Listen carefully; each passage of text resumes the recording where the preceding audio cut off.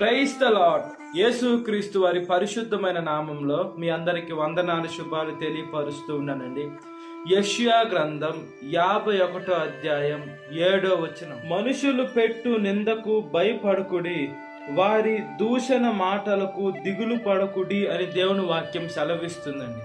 అంటే దేవుడు ఏం చెప్తున్నాడంటే, మనుషులు మనల్ని నిందిస్తారండి, మనుషులు మనల్ని దూషిస్తారు, వాటికి భయపడొద్దు అని దేవుని వాక్యం సెలవిస్తుంది. దేనికి భయపడకూడదంటే, మనుషులు తృణమాత్రమగు నరునికి మనం ఎందుకు భయపడాలి? తృణమాత్రం అంటే మనిషి ప్రాణము నీటి ఆవిరి బుర్రక లాంటిదండి ఈ లోకంలో. అంటే ఇంతలో కనబడి అంతలో మాయమైపోయి ఆవిరి లాంటి స్వభావమైన మనుషులు మనల్ని బెదిరిస్తారు, మనల్ని బాధ పెడతారు, మనల్ని గాయం రేపుతారు. మన లేని ఉన్నట్లుగా సృష్టించి మన మీదకు వచ్చినప్పుడు మనము భయపడొద్దు అని దేవుని వాక్యం సెలవిస్తుంది. ఏమంటే దేవుడు మనల్ని కాపాడేటువంటి దేవుడు అండి. దేవుడు ఆయన రక్షణని మనకి ఇచ్చేటువంటి దేవుడు అండి యేసుక్రీస్తు వారు.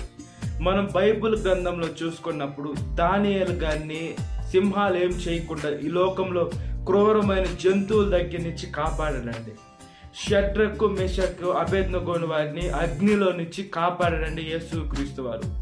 బైబిల్లో అనేక మందిని దేవుడే సాక్షాత్తు వెళ్ళి కాపాడినట్లుగా మనం లేఖనాలు చూసుకోవచ్చు. ఆయన బిడ్డని వదిలేసే దేవుడు కాదని మన యేసయ్య బాధలో ఉన్నప్పుడు, ఇబ్బందుల్లో ఉన్నప్పుడు, మనుషులు మన మీదకి వ్యతిరేకంగా వస్తున్నప్పుడు మనము దిగులు పడాల్సిన అవసరం లేదు, భయపడాల్సిన అవసరం లేదండి. ఈ లోకంలో కత్తిపోటు వంటి మాటలు ఉంటాయని కూడా వాక్యం సెలవిస్తుంది. కత్తిపోటు వంటి మాటలు ఎలా ఉంటాయంటే, మనం ఒక దెబ్బ ఒక మనిషిని కొడితే ఆ దెబ్బ ఆ గాయము తగ్గేదాకా బాధ అనేది ఉంటుంది. అయితే మాటలు ఎలాగా ఉంటాయంటే తోటాల వలె ఉంటాయి. ఆ మాటలు విని మనము ఆత్మహత్య చేసుకునే దానికి కూడా కొన్నిసార్లు హృదయం ప్రేరేపిస్తూ ఉంటుంది. అలాంటి క్రూరమైన మాటలు ఈ నరం లేని నాలుక మాట్లాడుతుంది. ఈ లోకంలో చాలా జాగ్రత్తగా మాట్లాడండి. మన నోటి మాట ప్రతి ఒక్కటి దేవుడు వింటూ ఉన్నాడు. మనం ఎవరికి దొరకకుండా, అంటే ఈ లోకంలో ఎవరు నోళ్ళల్లో నానకుండా మనము జాగ్రత్తగా ఉండాలి. ఈ లోకంలో కుసకుసగా మాట్లాడుకుంటారు మన మీద, అంటే మన గురించి వ్యతిరేకంగా, మన గురించి చెడ్డగా మాట్లాడుకునేటువంటి మనుషులు ఉన్నారు. ఈ లోకంలో దోమలు ఉన్నాయి, ఈగలు ఉన్నాయి. అవి వచ్చి వాళ్ళు వెళ్ళిపోవాలి, లేదా దోమలు వచ్చి కుట్టి వెళ్ళిపోవండి, రక్తం తీసుకొని వెళ్ళిపోవు. అవి చెవు దగ్గరికి వచ్చి ఒక రకంగా సోది చెప్తూ ఉంటుంది.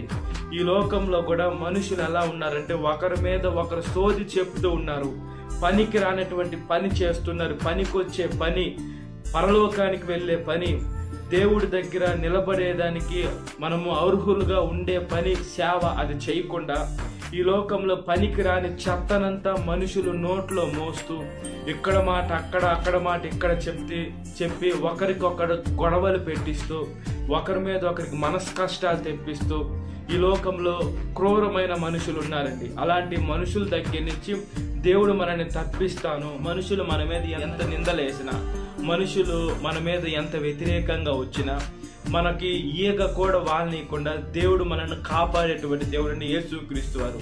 అయితే కొన్నిసార్లు ఆ మనుషులు మన మీద జయించొచ్చేమో. కొన్నిసార్లు దేనికి జయిస్తారంటే, మనము ఏదన్నా ఒక అపరాధం పాపం చేస్తుంటే మనకి ఆ మనస్తత్వం ఎలా ఉంటుంది అని దేవుడు మనకు కొన్ని నేర్పించేదానికి కొంతమంది మనుషులు వ్యతిరేకంగా వస్తారండి. ఆ మనుషులు దూరం అయిపోవాలని మనం ప్రార్థన చేయకూడదు, కానీ ఆ మనుషుల మీద మేము ఎలా జయం పొందుకోవాలి, దేవా వరాన్ని ప్రసాదించండి అని మనం ప్రార్థన చేయాలి. ఏమంటే మనం ఈ లోకంలో పోరాడేది మనుషులతో కాదు, మనుషుల్లో ఉండే దురాత్మల సమూహంతో పోరాడుతున్నాం. ఆ దురాత్మ సమూహం ఏం చేస్తుందంటే, మనుషుల్లో ప్రవేశించి మన మీద నిందలు పుట్టిస్తూ ఉంటుందండి. ఆ మిట్ట ఈ నిట్ట అని లేనిపోని మాటలు. ఆ మాటలు అసలు వాళ్ళకి తెలిస్తే చాలా బాధపడతారండి. కాబట్టి ఈ లోకమే అలాంటి నిందలు మోసే లోకంగా, నిందలు పెట్టే లోకంగా ఉంది. అలాంటి పాప లోకంలో జీవిస్తున్నాం, అలాంటి చెత్త లోకంలో జీవిస్తున్నాం, అలాంటి కత్తిపోటు వంటి మాటలు కలిగిన లోకంలో జీవిస్తున్నాం. మనం ఈ లోకంలో చాలా జాగ్రత్తగా మన మనసుని కాపాడుకోవాలి, మన చూపుల్ని కాపాడుకోవాలి.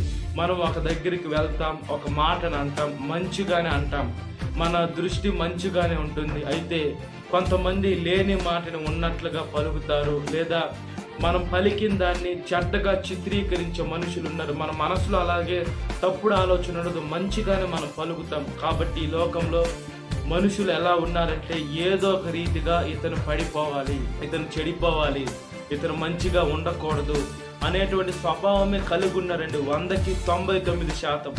ఏదో 1% దేవుని సేవకులో, దేవుని ఆత్మ కలిగిన బిడ్డలో 1%, 2% అంట దేవుని మనసు కలిగిన బిడ్డలో ఈ బిడ్డ బాగుండాలి, ఇతని కుటుంబం బాగుండాలి, ఇతని కుటుంబం మంచిగా దీవింపబడాలని కొంతమంది సేవకులు ఉంటారు, కొంతమంది విశ్వాసులు ఉంటారు, లేదా తల్లిదండ్రులు కూడా తమ బిడ్డ పట్ల మంచి ఈవుననే కోరుకుంటారు. మిగతా వాళ్ళందరూ మన చెడ్డ కోరుకునేవారు, మనల్ని నిందించేవారు, దూషించేవారు. ఏమంటే వాళ్ళలో దూలం ఉందండి, వాళ్ళ కళలో దూలం ఉంది.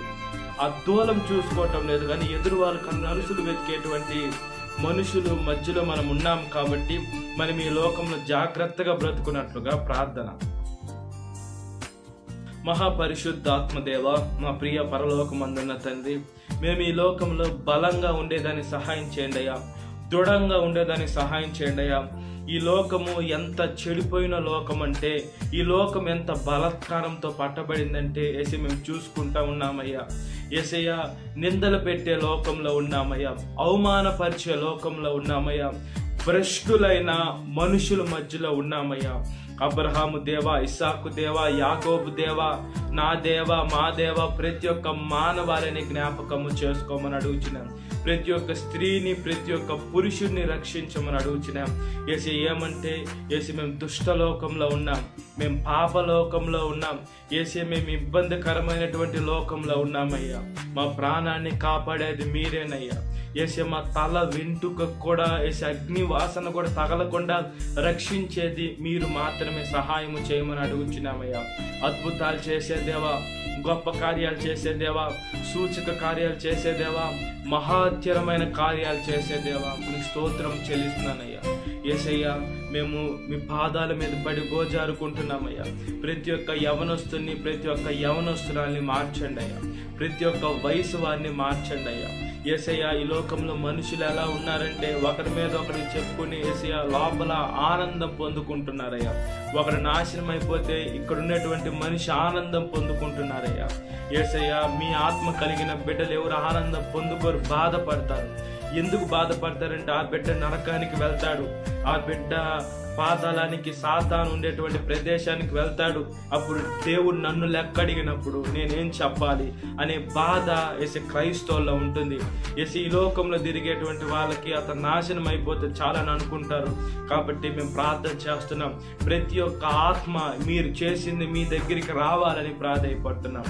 ప్రతి ఒక్క నాలుక మిమ్మల్ని స్తుతించి, ప్రతి ఒక్క మోకాలు మీ నామంలో వంగేదానికి మంచి మనసుని దయచేయమని మీ పాదాల దగ్గరికి వస్తున్నామయ్యా. సాతాను శోధన ప్రతి ఒక్క బిడ్డని విడుదల దయచేయండి. ఈ వాక్యం వింటున్న ప్రతి ఒక్క బిడ్డని పేరు పేరు జ్ఞాపకం చేసుకోండి. ఈ దినకాలపు దీవెనతో నింపమని నజరేయుడైన యేసుక్రీస్తు వారి పరిశుద్ధమైన నామములో మిక్కిలి వినయం తరుచున్నాను నా పరలోకమందున్న తండ్రి, amen. Praise the lord. God bless you. Have a great day.